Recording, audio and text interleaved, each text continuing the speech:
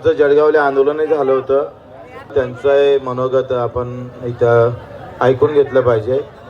आमचे उमेशजी पाटील माजी खासदार जळगाव.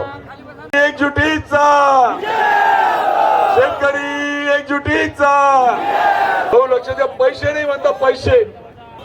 एकट्या पुणे रिंग रोडचं टेंडर जसं हे म्हटलं ना, आता कुठलं टेंडर सांगितलं यांनी आता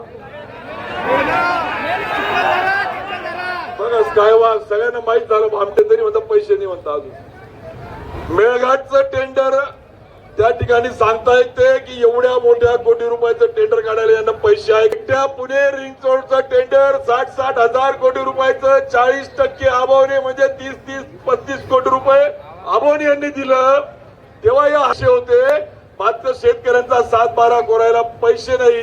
हा अटी शर्ती हा देव. सभागृहामध्ये भाषण करायचा, आम्ही प्रेमात पडत होतो की अरे काय हुशारले काय हा देवा भाऊला. ही पुण्याची संधी. मोदीच्या भाषेमध्ये सांगतो, आपदा को अवसर में बदल दो भाऊ, 7-12 कोरा कर दो.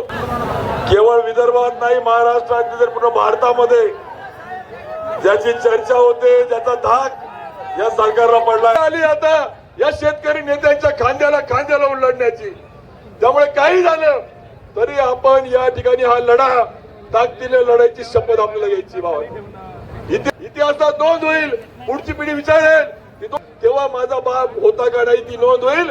तेव्हा तुम्ही गर्वाने सांगाल की त्या आंदोलनाचा मी साक्षीदार होतो. या क्षणाचा आपल्याला साक्षीदार व्हायचंय भावांनो.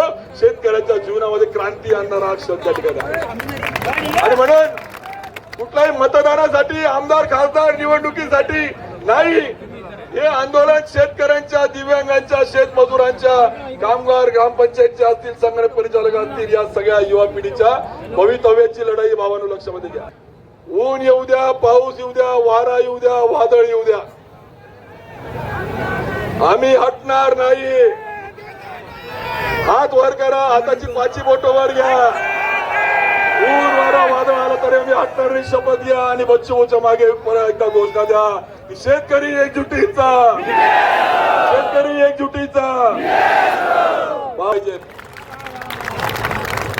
मग जीव तुझ्या पायी रमानसा उधाळीन जीव तुझ्या पायी.